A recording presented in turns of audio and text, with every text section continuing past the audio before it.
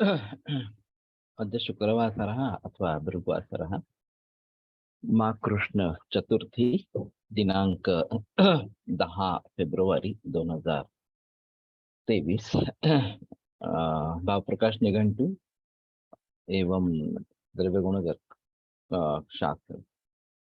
शंखं चक्रं जलौकान् ददतमृतघटं चारुदौर्भिश्चतुर्भिः सूक्ष्मस्वच्छातिरुद्यांशुकपरिविलसन् मौलिमम्भोजनेत्रं कालाम्भोदोज्ज्वलाङ्गं कटितटविलसच्चारुपीताम्बराढ्यं वन्दे धन्वन्तरिं तं निखिलगदवनप्रौढदावाग्निलीलम् प्रौढदावाग्निलीलम् ब्रह्मणो हि समारब्धा मात्रेयाद्येषु पूजिताम् अस्मदाचार्यपर्यन्तां वन्दे गुरुपरम्पराम् आयुर्वेदरतं वन्दे माधवाख्यं महागुरुम् आयुर्वेदामृतं सर्वं शिष्येभ्यो यः प्रदत्तवान् द्रष्टाज्ञानी दृष्टकर्मा कृतकर्मा तथैव च अध्यापकोऽभिषक्श्रेष्ठो महान् संशोधकस्तथा गुणैरेतैः समुदितैः यत्कार्यं प्रतनोद्धितः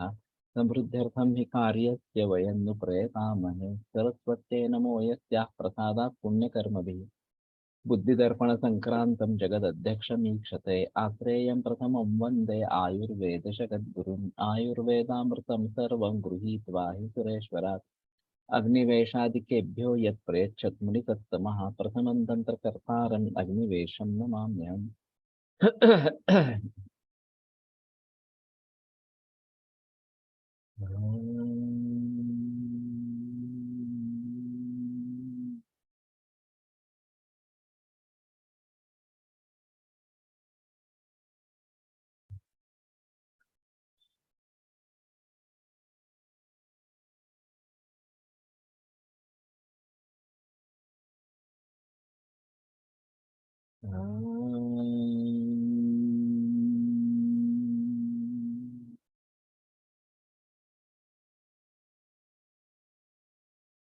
ओम शांति शांति शांति।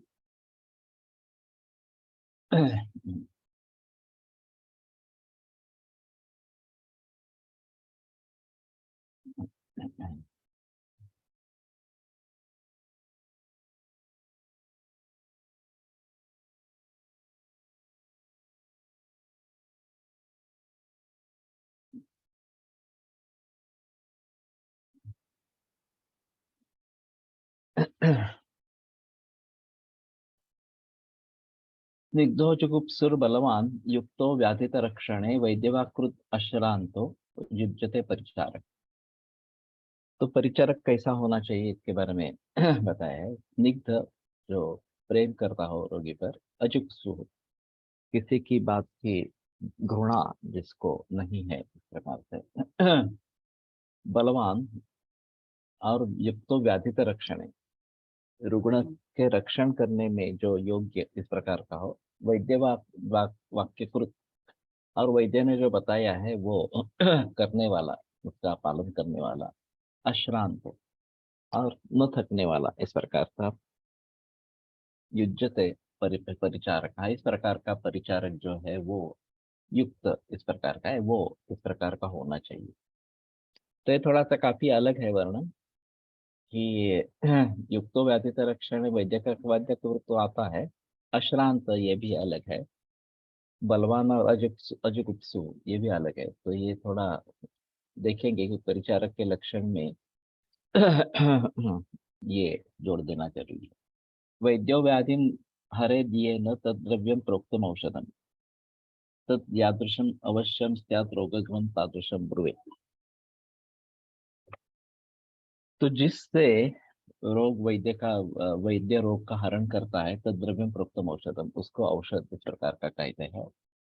तद यादृशम अवश्यम स्यात् रोगग्नम, तो जो जिस प्रकार का अवश्य होगा वो रोगग्न के उसको बताया जाता है, रोगग्न के जरिए उसको बताया जाता है। तो कहने का तात्पर्य अर्थ है कि जिससे व्याधि ठीक हो जाए वो औषध है। तो द्रव्यम यहाँ पे कहा गया है, लेकिन नेसेसरीली द्रव्य ही होना है ऐसी भी बात नहीं है वास्तव में।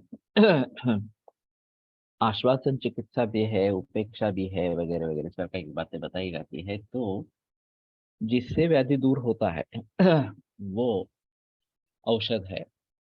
और जो जहाँ पे अवश्य हो रोगग्न के हिसाब से वही उसका प्रयोग करें। औषधकरण प्रग्रहण परिभाषा। प्रशस्त देशे संजातं प्रशस्ते हानि चोद्धृतम् अल्पमात्रं बहुगुणं गंधवर्ण रसान्वितम् दोषग्नम अग्लानिकरम अधिकम नवकार्यत समीक्ष काले दत्तंच भेषजम स्यात् गुणावह। तो प्रशस्त देश में निर्माण हुआ, प्रशस्त दिन में निकाला गया। तो इसमें एक हर वनस्पति के साथ एक नक्षत्र भी जुड़ा होता है, और ये उस नक्षत्र पे उसको निकालने की कोशिश करें, ये ज्यादा अच्छा है। मैंने एक अग्रवाल समाज के एक धर्मगुरु से एक बात सुनी थी कि ऐसे कोई बुजुर्ग वैद्य थे। तो वो नक्षत्र वगैरह देख के वनस्पतियां कलेक्ट करने के लिए जाते थे। तो वो बूढ़े हो चुके, तो उन्होंने छात्रों से कहा कि तुम जाके वनस्पतियां लेके आओ। छात्र गए है, लेकिन कुछ समय के लिए वो उस वनस्पति के नजदीक जा ही नहीं पाए। कोई शक्ति उनको रोक रही थी। वो समय चला गया जो गुरुजी ने बताया था, और फिर वो आसानी से जाकर वो तोड़ कर लेके आए। तो फिर उन्होंने गुरुजी को बताया कि ऐसा ऐसा हुआ। तो उन्होंने कहा तो तुमने मंत्र का जाप नहीं किया। तो तब शिष्यों को पता चला कि ये मंत्र का जाप करते थे और मंत्र सिद्धि के लिए भी प्रयास करते थे। ये थोड़ा अजीब है मामला। लेकिन ओम नमस्ते मृत संभवे रसवीर्य विवर्धिनी वगैरह इस प्रकार के मंत्र है, जिसको पहले दिन जाकर बोलकर हल्दी कुंकु वगैरह अक्षत डालकर वनस्पति का आवाहन करना है, और फिर दूसरे दिन जाके वनस्पति लेके आनी है, इस प्रकार का बताएगा।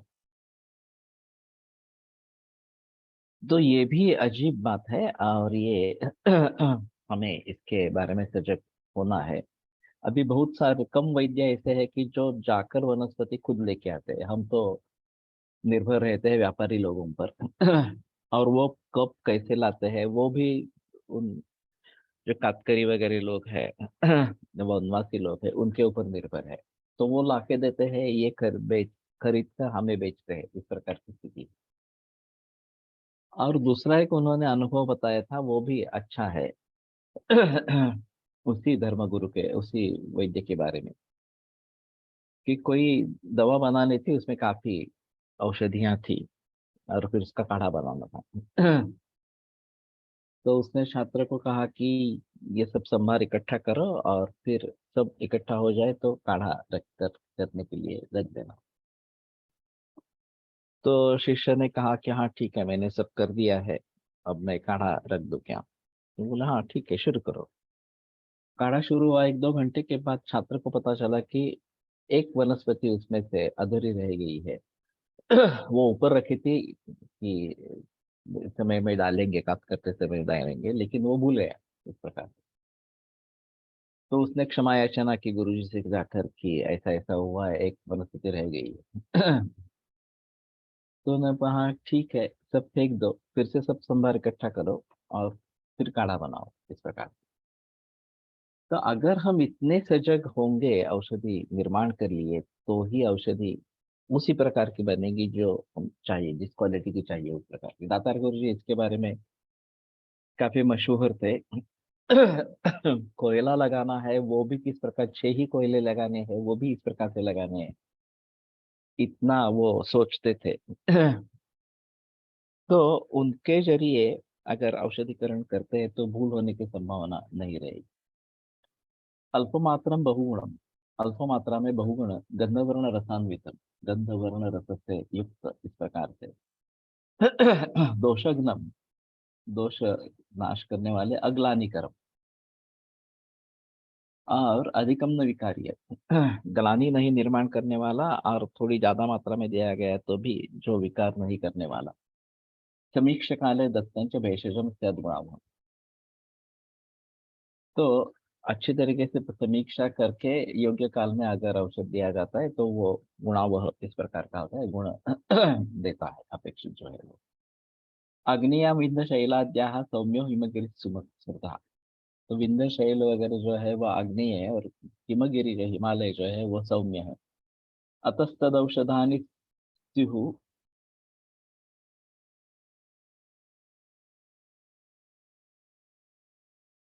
अतस्तद औषधानि नु स्युर्नूरूपाणि हेतुभिः।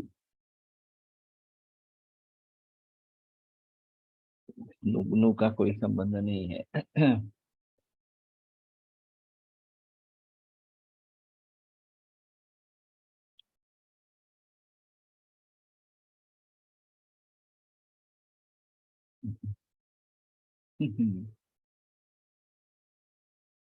समझ में नहीं आ रहा। शब्द है, समझ में नहीं आ रहा। अतस्तद औषधानि स्युः, यहाँ मोड़ तोड़ना है। नूर रूपाणी तो कोई संबंध नहीं है। हेतु भी अन्येषु प्ररोहन्ति वनेषु उपवनेषु च।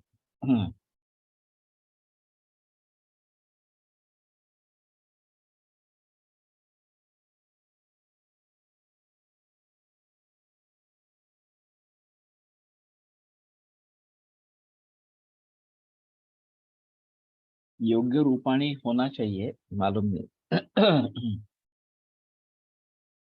हेतु भी कारणों के अनुसार अन्येषु प्ररोहन्ति वनेषु उपवनेषु च। अन्य वन और उपवन में भी ये उगते हैं। गृह्णातानि सुमनाः शुचिः प्रातः सुवासरे। तो सुमनस होकर उनको लेना है शुचि ही, और प्रातः सुवासरे, प्रातः समय में और अच्छे दिन में। आदित्य सम्मुखो मौनि नमस्कृत्य शिवम हृदि साधारण धरा द्रव्यम गृह्णीयात् उत्तराश्रयम्। तो आदित्य सम्मुख होना है पूर्व दिशा में, मौनी, नमस्कृत्य शिवम हृदि, और मन में ही शिव को नमस्कार करना है। साधारण धरा द्रव्यम, साधारण भूमि से द्रव्य लेना है। उत्तराश्रितम, उत्तर दिशा में जो है वो लेना है। वल्मीक कुत्सितानुप श्मशान ऊषर मार्गजाः जंतुवन् हिम व्याप्ताः नौषध्या कार्य साधिका। तो वल्मीक है, कुत्सित इस प्रकार की भूमि है। अनूप, श्मशान, ऊषर ये रेताड़, इस तरह वाळवंट इस प्रकार की जमीन है। मार्गजा और रास्ते में है इस प्रकार से। जंतुवन् हिम व्याप्ता, जंतु अग्नि या हिम से व्याप्त इस प्रकार से। नौषध्या कार्य साधिका, उस प्रकार की औषधियां ये कार्य सिद्ध करने वाली नहीं होती है। शरद्यखिल कार्यार्थम ग्राह्यम सरसम औषधम विरेक वमनार्थम तो वसंतांते समाहार। तो सभी कार्य के लिए शरद ऋतु में औषध ग्रहण करना है, सरस इस प्रकार का। और विरेक वमन के लिए वसंतांत, वसंत के अंत में संग्रहण करना है। ये मदन फल इसी समय में आना आरंभ हो जाता है। मैं ये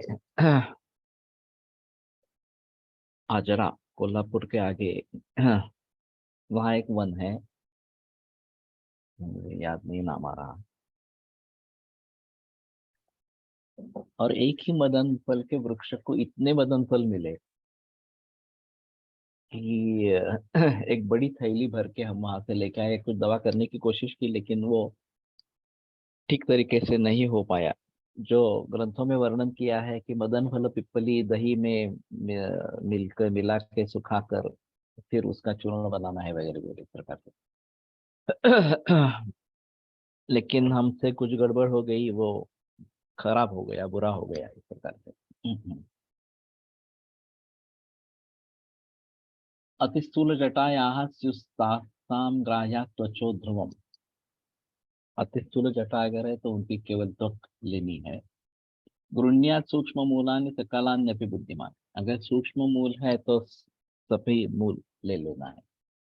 मान्ति येषां मूलानि काष्ठगर्भाणि सर्वतः तेषां तु वल्कलं ग्राह्यं रसो मूलानि सर्वशः।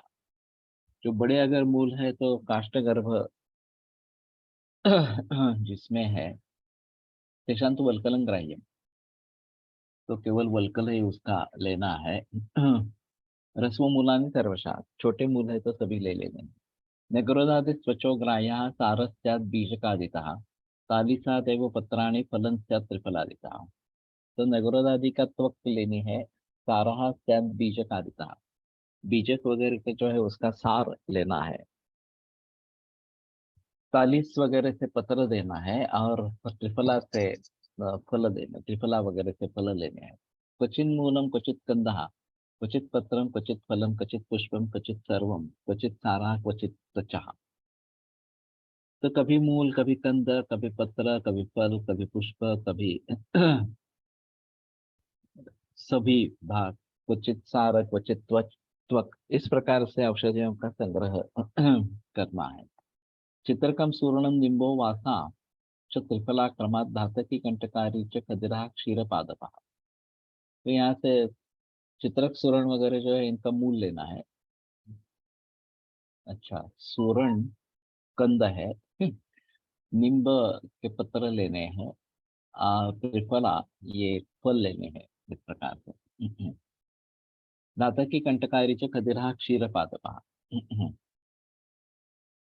धातकी का पुष्प लेना है, कंटकारी का सर्वांग लेना है, इस प्रकार से। खदिरा क्षीरपादपः, सार खदीर का लेना है और क्षीरपादप जो है वो उनका त्वक इस प्रकार का लेना है। तो क्रमशः लेने हैं। क्वचिन निम्ब से गृह्णात पत्राभावे त्वचामपि। तो पत्र नहीं है निम्ब के तो त्वक ले सकते हैं। बालम फलम तो बिल्वस्य पक्वम आरगवत, बिल्व का बाल फल और आरगवत का पक्व फल लेना है। जनरली कपित्त का पक्व फल लेना है, ये भी बात बताते हैं। अंगे नुक्ते जटाग्राह्य भागे नुक्ते निखिलम समम। अंग अगर बताए नहीं गए तो जटा लेनी है, और भाग अगर नहीं बताया गया है तो सभी भाग ले लेने चाहिए। पात्रे अनुक्ते मृद पात्रम, काले नुक्ते तु अहर मुखम। पात्र बताया नहीं गए तो मृत्तिका पात्र लेना है कलेक्शन करने के लिए। काले अनुक्ते तु अहर मुखम, और काल बताया नहीं गया है तो दिन का शुरुआती का भाग इस प्रकार का लेना है। नवान्यव ही योज्यानि द्रव्याणि अखिल कर्म, सभी कर्मों के लिए नवद्रव्यों का ही प्रयोग करें। विना विडंग कृष्णाभ्याम गुड़ धान्यांच माक्षिक ही, इसके अपवाद है विडंग, पिप्पली, गुड़, धान्य, आज्य और माक्षिक, ये पुराने प्रयोग करें। पुराणंत प्रशस्तम स्यात् तांबूलम कांजीकं तथा, हाँ, शुष्कम नवीन द्रव्यंति यज्ञम सकल कर्मसु। तांबूल और कांजिक ये पुराने चाहिए, तो ज्यादा पुराने तो नहीं हो सकते तांबूल। कांजिक ठीक है। शुष्कम नवीन द्रव्यं तो यज्ञम सकल कर्म, नवीन द्रव्य शुष्क जो है वो सकल कर्म में करना है। आर्द्रं तो द्विगुणम युंजात एष सर्वत्र निश्चय, हाँ। और अगर आर्द्र वनस्पति लेते हैं तो दुगुना इस प्रकार की लेनी है। ये सभी जगह दिया जाता है। च्यवनप्राश वगैरह बनाते समय भी गुड़ुचि वगैरह जो द्रव्य है वो आर्द्र होने के कारण दुगुनी लेनी है। गुरुचि कुटजो वासा कुष्मांडश्च शतावरी अश्वगंधा सहचरा शतपुष्पा प्रसारिणी प्रयोक्तव्या सदैव आर्द्रा द्विगुणं नैव कारयेत्। तो गुरुचि कुटज वगैरह जो है ये आर्द्र ही सदैव प्रयोग करने हैं, और ये द्विगुण नहीं करने हैं। तो ये तो श्लोक ध्यान में नहीं था, मालूम नहीं था, तो हम द्विगुण लेते आए हैं। पुनः ये अपवाद भूत बताया है द्विगुण लेने के लिए इस प्रकार से। तो कुष्मांड शतावरी अश्वगंधा सहचर शतपुष्पा प्रसारिणी, वासा निंब पटोल केतक बला कूष्मांडकेन्दीवरी वर्षाभु कुटजाश्चकंद सहिता सापूति गंधामृता ऐन्द्री नागबला कुरुंटकपुरो क्षता क्षत्रामृता सर्वदा शारदा एवं न क्वचित द्विगुणिता कार्येषु योज्या विधेयी। बड़ी लिस्ट है इसमें तो। वासा निंब पटोल केतक बला कूष्मांडक इंदीवरी, इंदीवरी का मतलब कमल है। वर्षाभूः पुटज कंदसहिताः च पूतिगंधां सा कंदसहिता सा पूतिगंधामृता।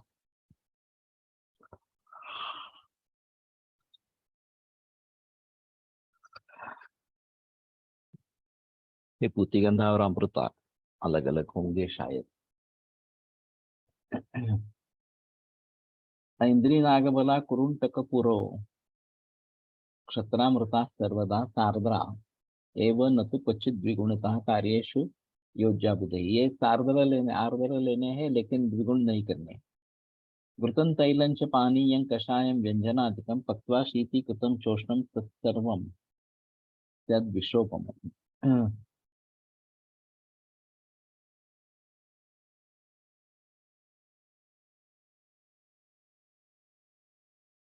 तो शीतीकृत होने होकर फिर उष्ण करेंगे तो विषोपम है।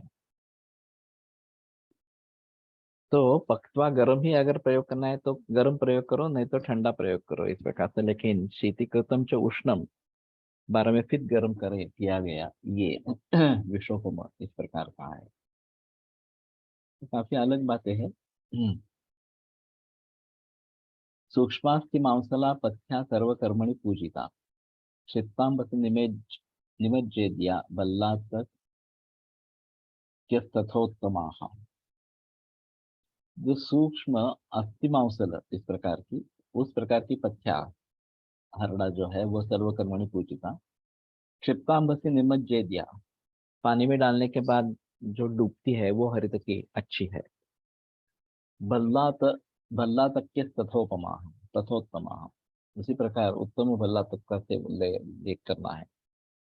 ये मैंने कोशिश की थी खास करके सुरवारी हिरड़ा बाजार से लाना और पानी में डाल के देखना डूबता है क्या नहीं। बहुत कम हरड़े डूबते हैं, बाकी तैरते हैं।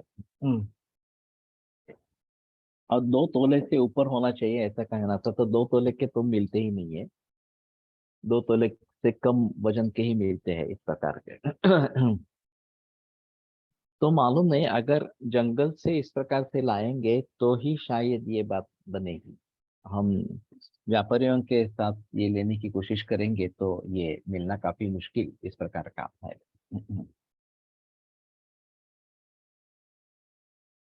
सुवर्ण छविकन नेयम स्वर्ण माक्षिकम उत्तम। वराह मूर्धवत कंदो वाराही कंद सौन्य कहा। वराह मूर्धवत, तो वाराही कंद वराह के मस्तक के जैसा दिखना चाहिए। सवर चलन तो काचाभम सैंधवम कटिक प्रभम। सवर चल कांच के जैसा दिखने वाला, और सैंधव जो है, सैंधव जो है स्फटिक प्रभ इस प्रकार का है। सुवर्ण छविकम नेयम स्वर्ण माक्षिकम उत्तम। सुवर्ण कांति जैसा है वो सुवर्ण माक्षिक उत्तम है। इंद्र पुष्प सती प्रतीक आशा मनोभा चोत्तम मता। तो मनशील जो है वो इंद्र पुष्प प्रतीक आशा। इंद्र पुष्प क्या है मालूम नहीं मुझे।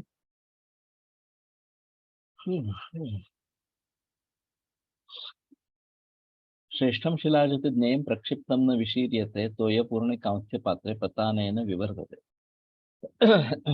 तो कांस्य पात्र में पानी भर के उसमें शिलाजित डालना है,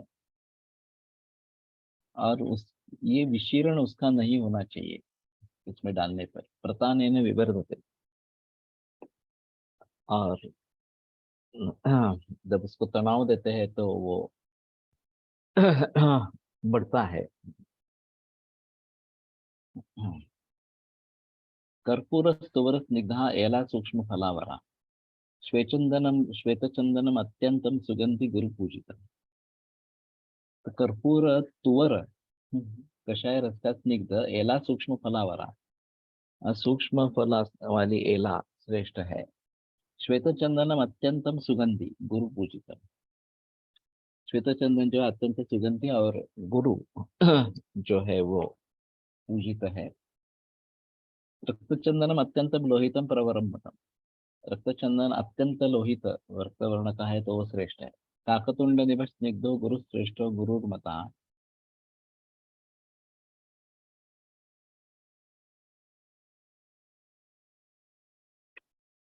ये गुरु के बारे में है कि गुरु 2 बार आया है।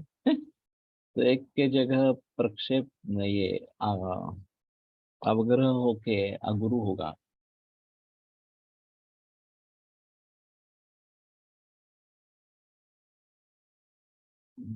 तो स्निग्धो गुरु में भी अवग्रह हो सकता है, श्रेष्ठो गुरु में भी अवग्रह हो सकता है। तो काकतुंड निभ इस प्रकार का अगुरु होना है, गुरु होना है, स्निग्ध होना है। सुगंधि लघु वृक्षंच सुरदारु वरम मतम। सुगंधि लघु वृक्ष है, सुरदारु देवदार जो है श्रेष्ठ है। सरलम स्निग्धम अत्यर्थम सुगंधि च गुणावह। सरल देवदार जो है, स्निग्ध अत्यर्थ सुगंधि, इस प्रकार का गुणावह है। अतिपीता प्रशस्ता तो ज्ञेया दारु निशा बुधाई। अतिपीत वर्ण वाली इस प्रकार की दारु निशा, दारू हल्दी, ये प्रशस्त है। अशोक परांजपे ने एक बात बताई थी कि उनके यहाँ एक नौकर था, बहुत बलवान था। और वो दारू हल्दी, 1 किलो दारू हल्दी का चूर्ण कूट कूट के एक दिन में बताता था, करता था। तो उस समय में तो ये मिक्सर ग्राइंडर वगैरह कुछ नहीं थे, तो हाथ से ही कूट के चूर्ण बनाते थे। और उसकी खासियत थी कि ये दारू हल्दी का चूर्ण इस प्रकार से करता था। अभी तो डंक वगैरह भी सभी आ गए हैं। जाति फलम गुरु स्निग्धम शुभ समम शुभ्रांतरम वरम। तो अंतर शुभ्र सम स्निग्ध गुरु, ये श्रेष्ठ है। मृद्विका सोत्तमा ज्ञेया याश्चात गोस्तन संधिभा। ये गोस्तन संधिभा ये विशेषण मृद्विका के लिए बार बार आता है। तो ये उत्तम मृद्विका है। कर्मर्द फलाकारा मध्यमासा प्रकीर्तिता। और कर्मर्द फल जैसे अगर जो है वो तो मध्यम बताती है। खंडन तो विमलम श्रेष्ठम चंद्रकांत समप्रभम। खंड शर्करा जो है तो विमल और चंद्रकांत समप्रभ इस प्रकार की है, वो अच्छी है, श्रेष्ठ है। गव्याच सदृशम रुचम गंधम मधुवरम परम।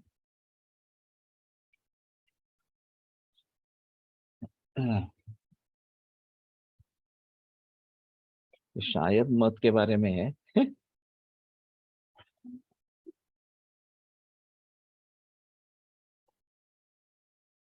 या गंधम मधुवरम।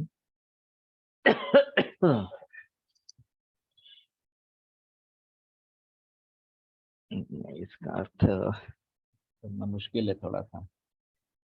गाय के घी के सदृश रुच सुगंध वाला ये मधुवर, ये मद में श्रेष्ठ, इस प्रकार की बात हो सकती है, पता नहीं लग रहा। 32 शालीनाम लोहिता शाली षष्टी के चुष षष्टी कहा है।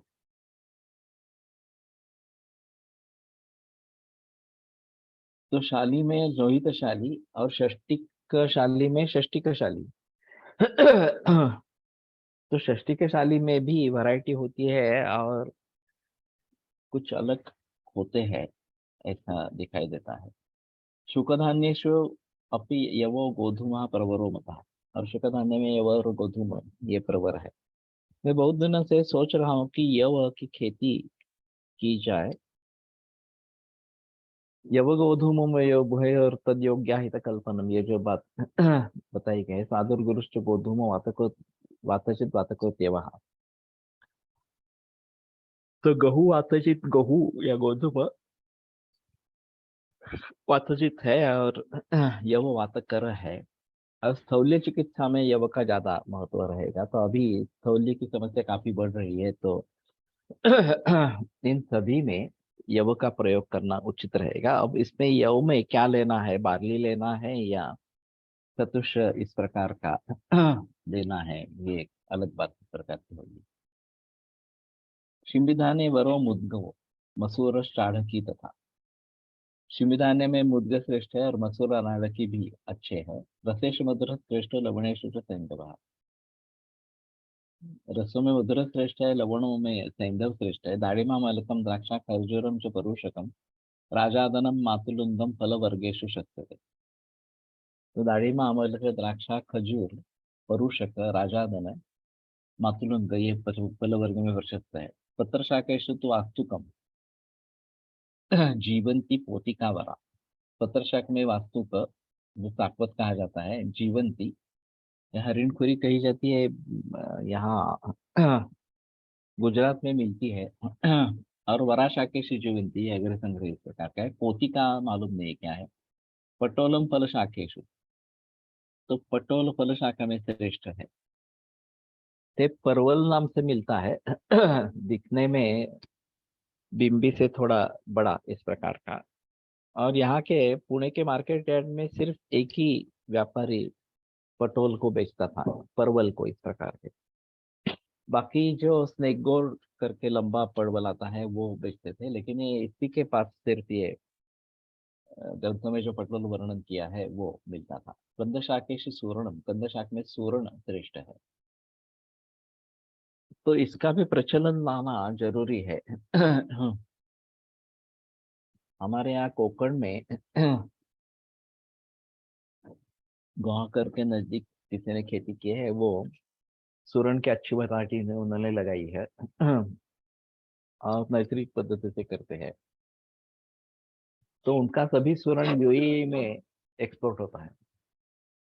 तो सुरण इस प्रकार से एक्सपोर्ट होता है, ये भी अजीब बात है मेरे लिए। उनकी क्वालिटी बहुत ही अच्छी है सुरण की, उसमें संदेह की बात नहीं है। और वैसे सुरण कोकण में आसानी से आता है, और किसी का उपद्रव भी उसके लिए नहीं है।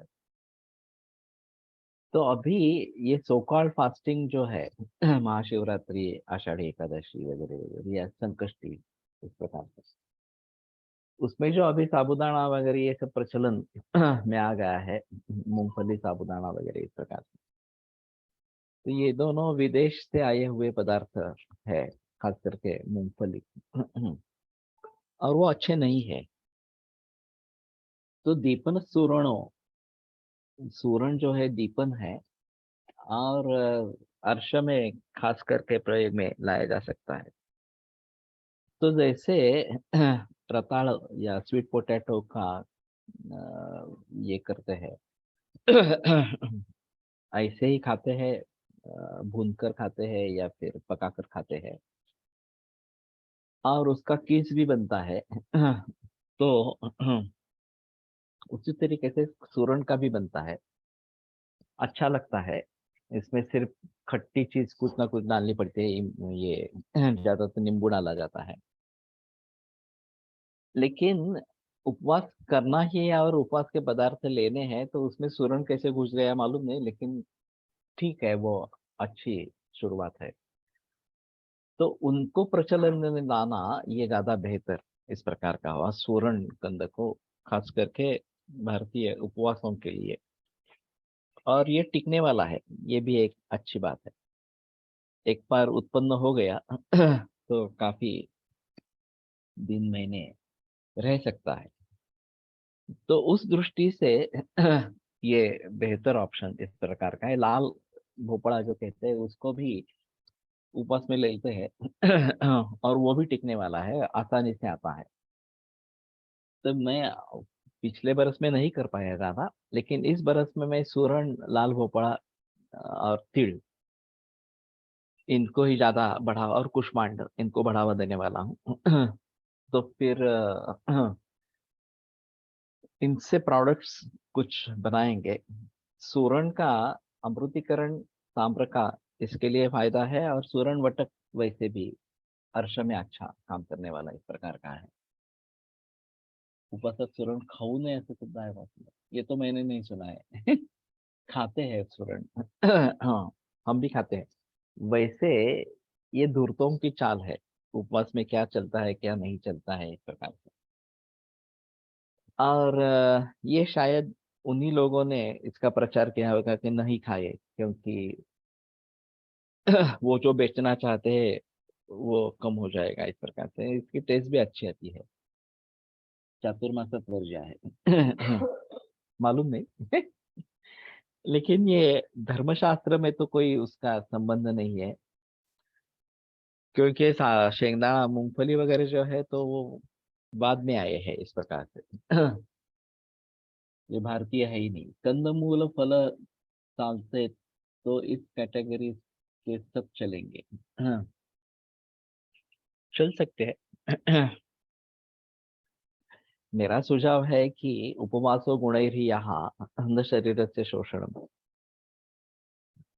कि उपवास का मतलब है नजीक नजदीक रहना और वो ईश्वर से सानिध्य होना। तो नामस्मरण सबसे अच्छा उपवास है। तो उससे हम ईश्वर के नजदीक इस प्रकार के हो जाते हैं। ओंकार जो है उसकी साधना करेंगे तो भी ईश्वर के नजदीक हो जाएंगे। ये खाने पीने के बारे में मत सोचना है। तो अगर करना है तो लंघन करना है, उपवास करना है।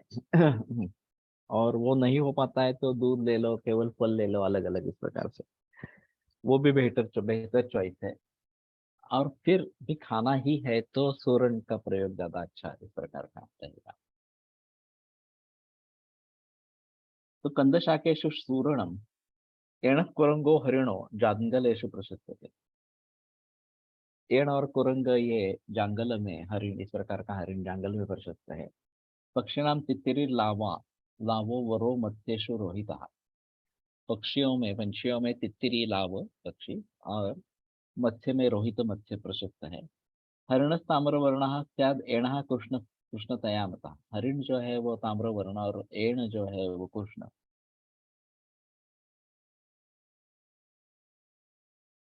मैंने सोचा था कि हरिण जाती है।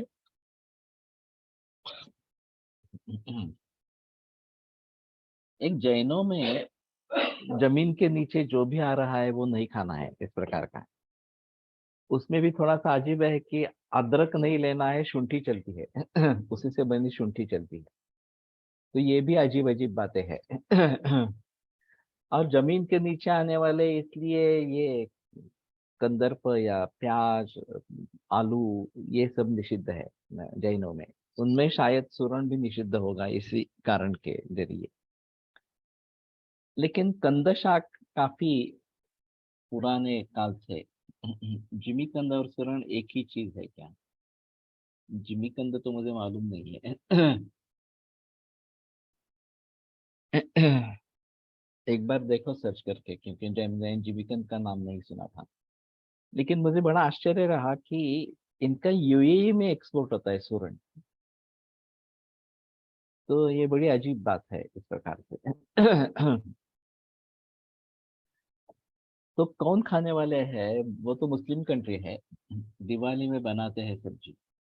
ना है जिमीकंद इज नवल को।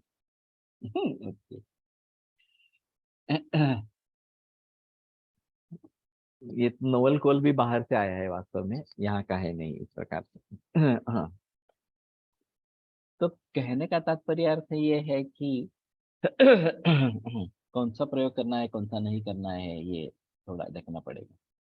जलेशु दिव्यम, पानी में दिव्य जल जो है डायरेक्ट अंतरिक्ष से लिया हुआ वो श्रेष्ठ है। ये राजस्थान गुजरात में इसका प्रचलन है कि बारिश कम होती है तो उसका पानी इकट्ठा करके रखते हैं, वो अंडरग्राउंड टैंक्स बनाते हैं और परंपरा से बनाते हैं।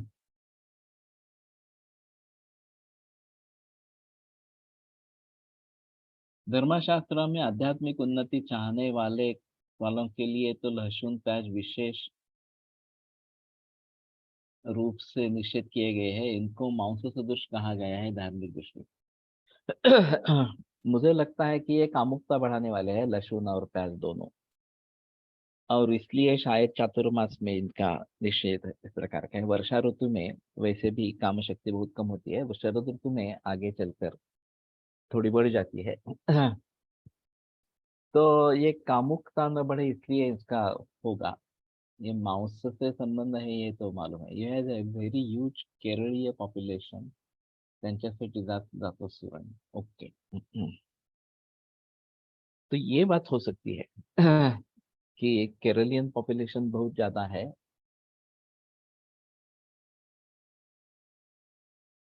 सूरण और जिमीकंद एक ही है। पिक्चर्स डालो। जिमीकंद का अगर कुछ अलग पिक्चर मिलता है तो ये अलग बात इस प्रकार की होगी। तो जलेश दिव्य में बात करा कि दिव्य जल अच्छा है। यहाँ भाग्यावाड़ी करके एक छात्रा थी, शकुंतला देशपांडे, सोलापुर में रहती थी। वो पूरे बरस में यही दिव्य जल ही पीती थी इस प्रकार से। उसकी खासियत मस्ती की थी। यूपी में संभवतः सूरण तिक्त कषाय रसात्मक होने के कारण आमपाचक होगा। ये बात हो सकती है। और भूगर्भ में होने से उष्णता भी हो सकती है, ये भी एक बात हो सकती है। वैसे आलू भी भूगर्भ में होता है, लेकिन वो उष्णवीर्य इस प्रकार का नहीं है। लेकिन ये शायद सूरण और लहसुन खास करके, तो पाचन होता है, लेकिन ये पक्का तिक्त तो नहीं है, मधुर तिक्त होगा। प्रकाश। और इसमें क्षार होते हैं, ये भी अलग बात है। तो उनको काउंटरैक्ट करने के लिए खट्टे रस चीज का प्रयोग होता ही रहता है सूरण के साथ। तो कम से कम नींबू तो करना है। भूगर्भ में होने के कारण पृथ्वी में आपकी प्रधानता होगी, ये भी बात सही है इस प्रकार से। मुक्तांगण सेंटर मध्ये सोरणची भाजी आठवड्यातून 3-4 वेळा देतात। अच्छी बात है। वैसे हमें भी इसको प्रचलन में रेगुलर रूप में लाना चाहिए। ये अच्छा है इस प्रकार का जब बताया गया है, तो उसका प्रचलन लाना चाहिए। आई यूज आमचूर पाउडर विथ सूरन। ठीक है ना, कोई भी खट्टी चीज चलेगी, उसमें कोई प्रॉब्लम नहीं है।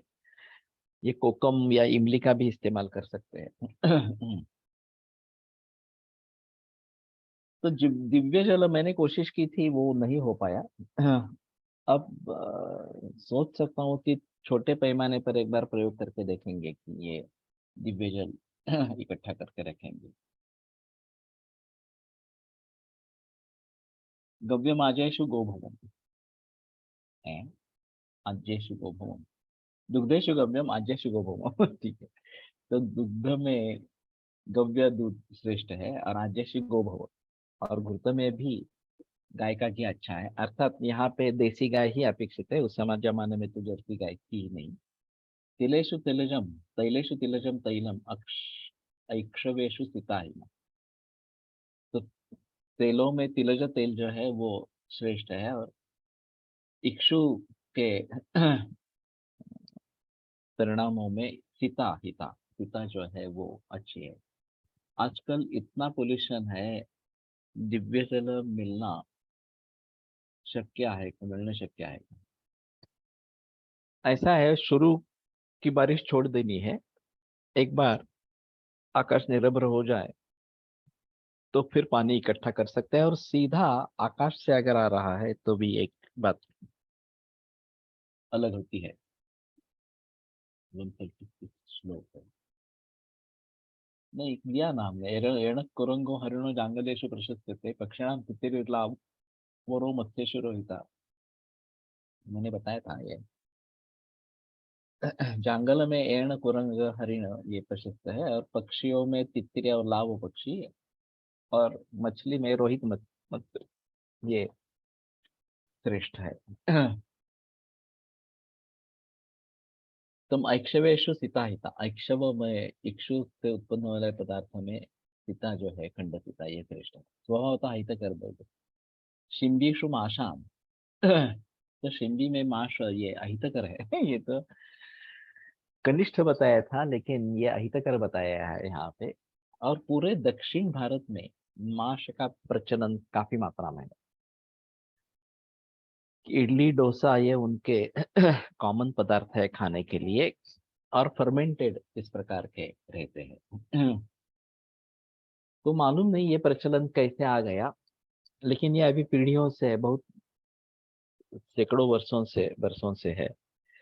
तो अभी वो सात्म्य इस प्रकार का हो गया है। निकृष्टच बनवलंय स्वभाव अहितकर द्रव्य. काय? हेलो। स्वभावतः अहितकरच सांगितलेलं आहे.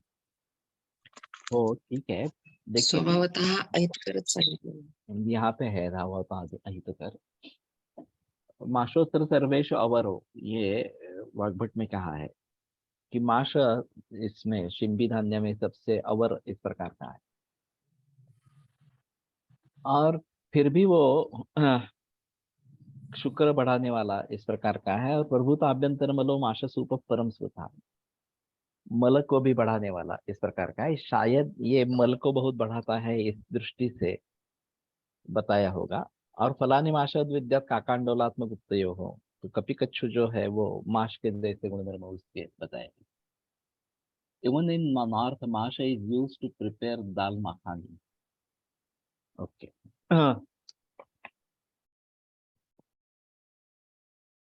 तो शायद ये गुरु है ज्यादा पुरुष को बढ़ावा देने वाला इस प्रकार का है, इसलिए अवर या अहितकर बताया गया। ग्रीष्मर्तौ लवणेषु औषरन तेजित। ग्रीष्म ऋतु में लवण में ऊषर जो नमक है वो डाला जाए। फलेश लकुचम, ये लकुच फल क्या है मुझे भी पता नहीं चला है। लकुच फल इस प्रकार से सुनते आ रहे हैं।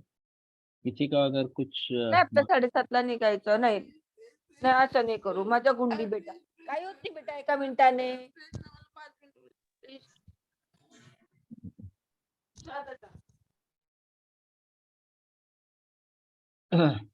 तो अगर किसी को मालूम क्षुद्रपणस, लकुच क्षुद्रपणस. क्षुद्र फणस, आर्टोकार्पस लकुचा असं त्याचं बॉटनिकल नाव आहे. बर, हिमाचल लकुच हे बघ मी चिडचिड करेल इथे राहिले तर मी चालली इथून मला चिडचिड करणंच बंद करायचं आहे आता बादल, ये क्या है मालूम नहीं। क्षुद्र फणस तो मिलता है, मैंने भी सब्जी खाई है उसकी,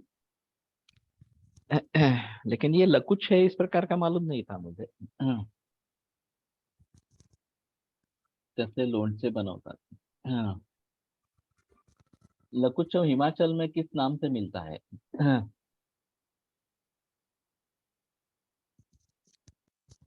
मराठी में भाषांतर ओटीचे फळ इस प्रकार का किया जाता है, लेकिन ये भी मालूम नहीं ओटीचे फळ क्या है इस प्रकार। सार्शपम न हितम मतम, शाके सार्शपम न हितम मतम। ये सरसों का साग तो उत्तर प्रदेश में काफी मशहूर है। मकई की रोटी और सरसों का साग, ये लिकुच तेल मिळते वातव्याधीसाठी उपयोगी। लेकिन ये इसी नाम से मिलता है क्या, लकुच या लिकुच इस प्रकार से। तो थोड़ा देखना पड़ेगा। तो सार्शप शाक तो काफी कॉमन है, खास करके उत्तर प्रदेश में, और बड़े आनंद से खाया जाता है। मंकी जैकफ्रूट तो छोटा इस प्रकार का ही होगा। वैद्य रत्नम से आहे। यस, वैद्य रत्नम। लकुच तेल, ये तो मैंने पहली बार सुना।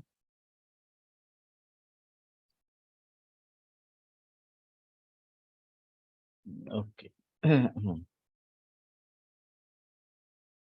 गोमांसम ग्राम्य मांसेषु, ग्राम्य मांस में गोमांस अहितकर है इस प्रकार से। न हितम महिषी वसा, और महिषी की वसा नहीं लेनी है। मेषिपया कुसुम्भस्य तैलम त्याज्यम च पाणितम।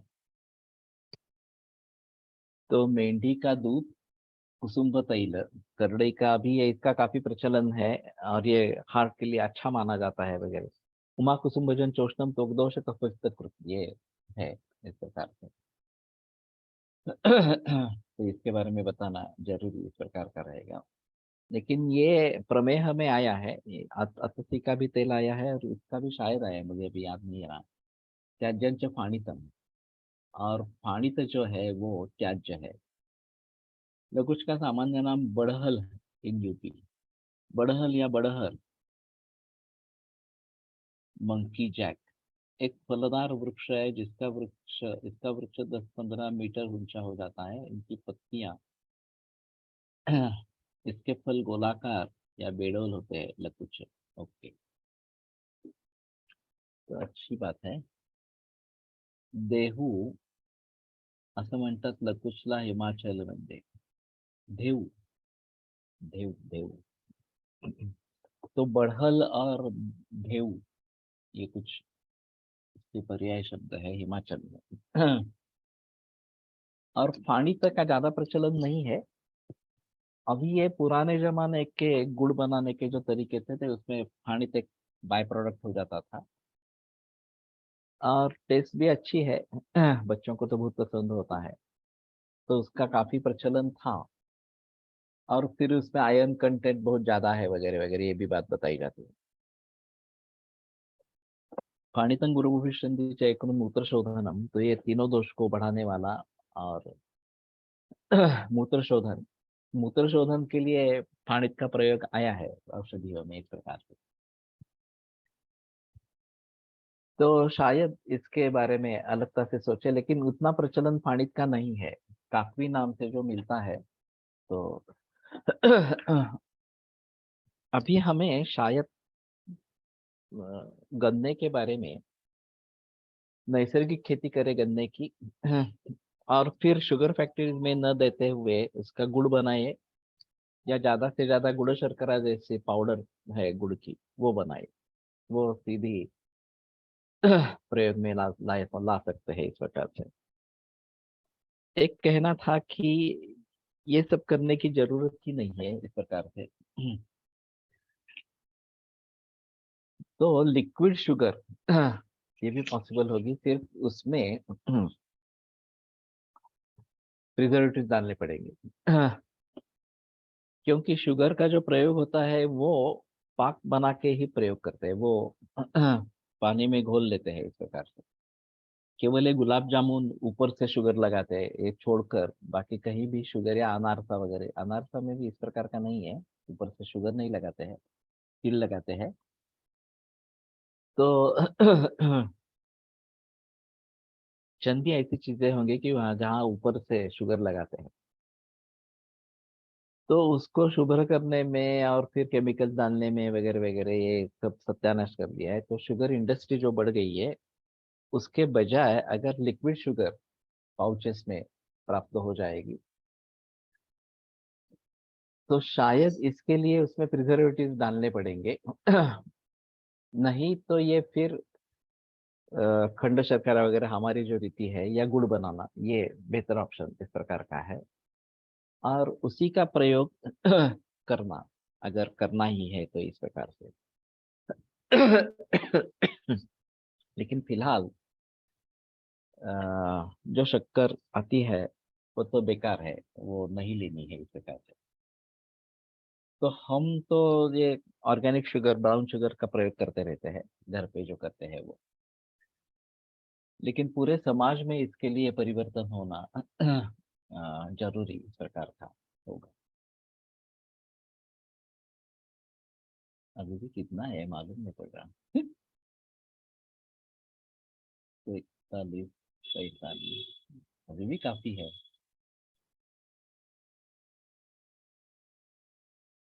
223, 235, 259 तक है। तो एक बार वो थोड़ा द्रव्य गुण का देखते हैं।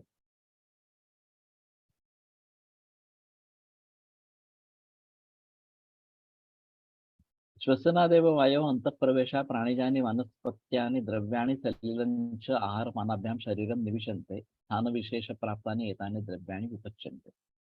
तो जो मैं बात अभी कह रहा हूँ वो उन्होंने उस समय में बताई है कि एंट्री पॉइंट्स दो ही है। मुख से अन्न और पानी लिया जाता है, और हवा जो ली जाती है वो नाक से ली जाती है, और वो उनका अपना अपना पचन इस प्रकार का होता है।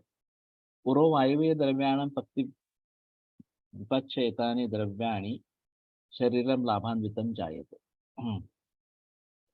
तो वायवीय द्रव्यों का पचन करने वाला प्राणवह स्रोत इस प्रकार का है, उर है इस प्रकार से।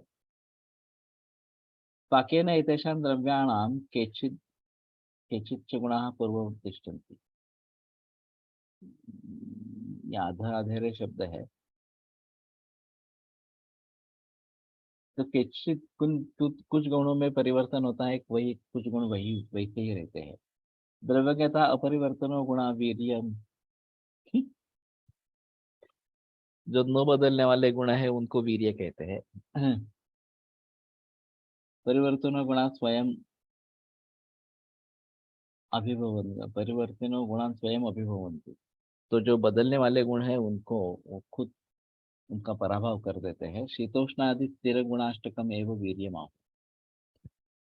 वीर्यम पुनर्वदन्ते के गुरु स्निग्धम हिमम मृदु लघु रुक्षोष्ण तीक्ष्णञ्च तदेव मतमष्टधा। ये जो शीत उष्ण वगैरह जो है वो स्थिर गुणाष्टक वो वीर्य है।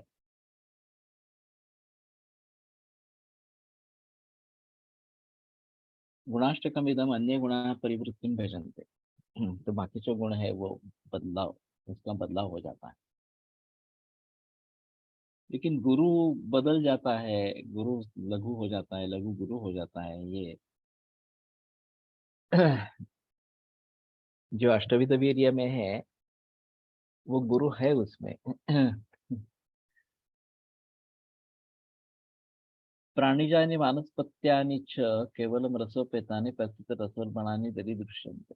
हाँ। द्रव्यगतोऽयं रसः परिवर्तते औदर्येण अग्निना परिणितेभ्यः एतत् रसेभ्यः रसान्तराणि लब्धात्मकानि भवन्ति। एते परिणता एव रसा विपाकपदेन व्यपतिष्यते। तो यहाँ पूरा है पंक्ति जो है वो। तो औदर्य अग्नि जो है उधर गाठराग्नि है, उसके पचन होके रसांतर प्राप्त हो जाते हैं, उसको विपाक कहते हैं। शरीर प्रवेशेन द्रव्यगतानां रसानां परिणत्या जातानि रसान्तराणि विपाक परिभाषितानि तथैव द्रव्यगताः स्थिरगुणाः शरीरे अवश्यं प्रभावं दर्शयन्ति।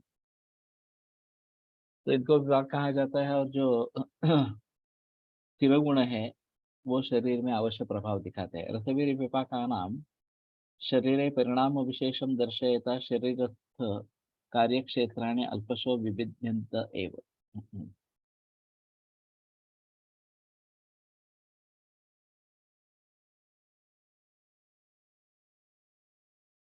इसको क्या कहना है मालूम नहीं पड़ रहा। रसवीर विपाक, इनमें शरीर में जो परिणाम विशेष दिखाई देते हैं, तो शरीर के कार्य क्षेत्राणि अल्पशा विभिद्यन्ते एव।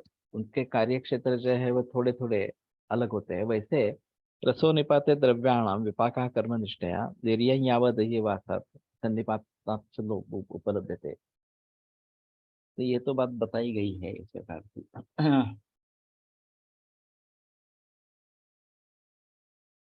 जाठराग्नि कृत पक्ति पर्यंतम रसस्य कार्यम अवतिष्ठते। तो पक्ति पर्यंत रस का कार्य है। अतः आ रसनाग्र प्रवेशात् पक्ति पर्यंतम भूयसी क्षुद्रांतर्भागे रसा स्वं कार्यं चेतनोति।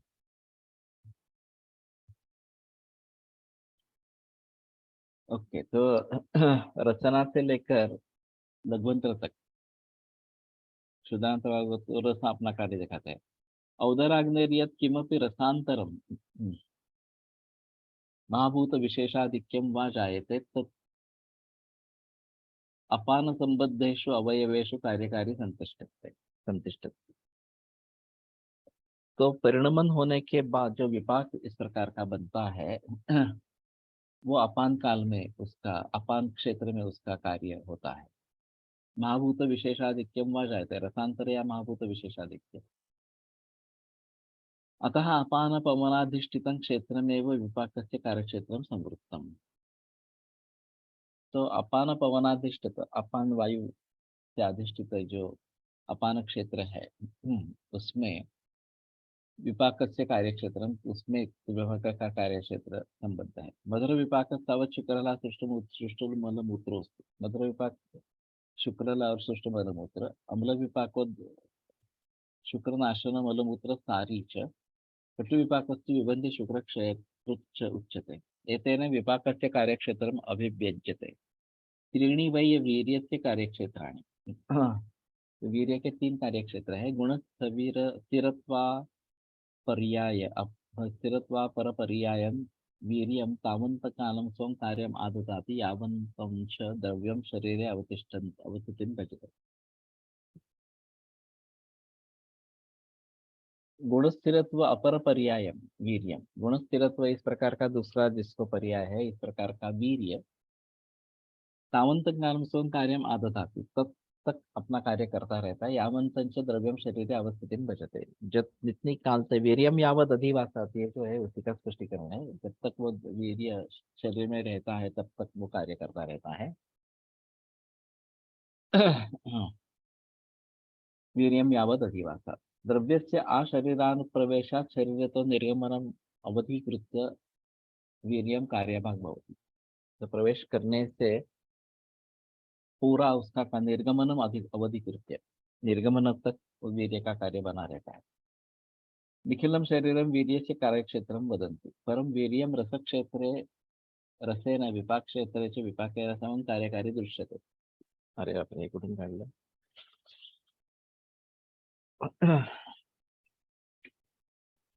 रस क्षेत्र रस से और विपाक क्षेत्र विपाक से सम कार्य करता है। क्षेत्रांतरे रस से पृथक कार्य आलोक्य।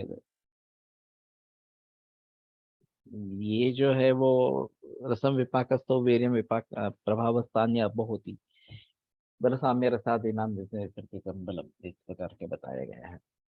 तो ठीक है। आज यहीं पे रुकते हैं। इसका कितना फायदा होने वाला है ये तो मुझे पता नहीं है, लेकिन कुछ दिन तक गोवा फड़की की किताब पढ़ेंगे। भाव प्रकाश के जो शुरुआत का हिस्सा है निघंटू शुरू होने से पहले वो भी एक बार पूरा कर लेंगे, और फिर निघंटू और इसमें से वो द्रव्य हरिपति हो वगैरह गणेश फड़के शास्त्र के किताब से वो पढ़ने की कोशिश करेंगे, ज्यादा बेहतर रहेगा। मैंने थोड़ा सोच लिया है कि मैं जाऊंगा कल। मैं आखिरी बार बता दूंगा, लेकिन संभवतः मेरा अंडमान जाने के चांसेस ज्यादा है। तो फिर अगला पूरा सप्ताह और 20 तारीख सोमवार ये छोड़कर आगे 21 तारीख को फिर से हम आरंभ करेंगे। आयुर्वेद प्रकांड निगदित इह हि शल्यतंत्र प्रधानः शिष्येभ्यः शाश्वतोऽयं निखिलजनकृपा व्याप्तचित्तेन येन आयुर्वेदस्य वाञ्छन् पुनरतिभुवने ताञ्च सुष्ठु प्रतिष्ठां श्रेष्ठं धन्वन्तरिं तं प्रणमति च सदा वैद्यवर्गो हि नूनम् वैद्यवर्गो हि नूनम। गुड व शर्करा यांच्या वीर्यात फरक आहे। गुड उष्ण आहे तर शर्करा शीत वीर्य आहे। प्रत्यक्षात देखील सेवन पश्चात याची प्रचिती येते। गुड उष्ण वीर्य है या नहीं, ये थोड़ा सा संदेह की बात है। शर्करा शीत है, उसमें संदेह की बात नहीं है। साक्षात गुड़ के गुणधर्म में उष्णवीर्य मुझे तो याद नहीं है। पानी तरह भी semi liquid solid solid fairly commonly used up up to 80 used in UP up to 80. Okay. 80%. 80 हाँ हाँ। सादर चरण प्रसाद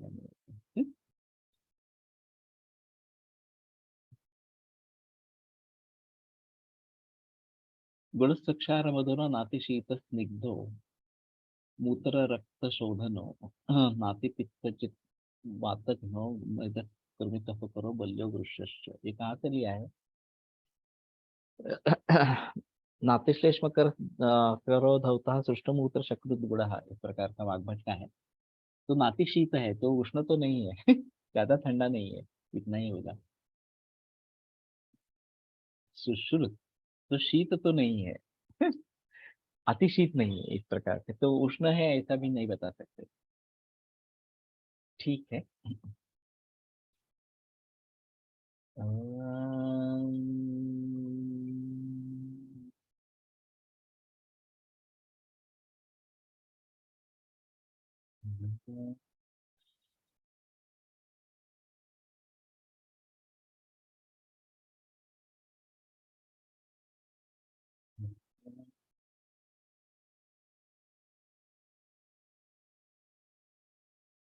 विरम्यते व्याख्यान व्यापारात्। श्वः पुनरपि मिलिष्यामः।